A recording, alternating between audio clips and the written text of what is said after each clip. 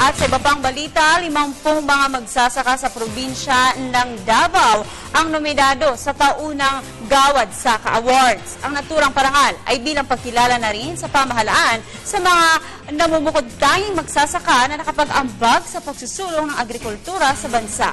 Ang ulat na ito mula kay Angel Pizarro de Liera ng PTV Davao. Department on Agriculture ng RAFC o Regional Agricultural and Fishery Council ay nagsagawa ng Gawad Saka Outstanding Agri-Achievers Awarding na seremonya na mayroong 50 ng mga nominadong tao o grupo sa isang kategorya at may pabuyang 30,000 pesos sa bawat kampiyon.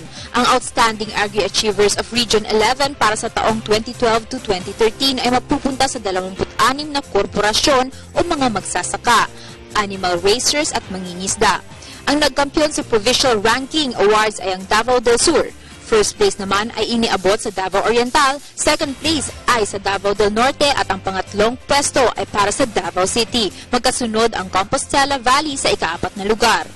Sariwa pa sa alaala ang naganap na hagupit ng Bagyong Pablo sa rehiyon ng Mindanao noong nakaraang taon ng Disyembre at umabot sa 7 bilyon ang danyos sa infrastruktura at agrikultura.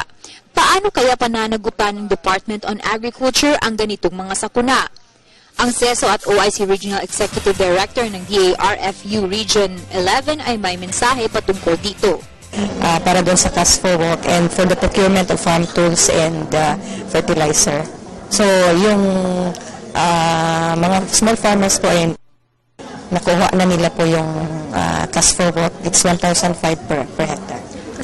Bawat kategory ay merong criteria at yung ating counterparts sa local government units ay alam nila kung sino yung pwede from among the clients of the local government units na nag-e-excel sa ganong category. Sila po ang nag-nominate sa regional office. Doon din sa province nila, mismo within the province, meron po din search within the province based on the criteria sa bawat kategory.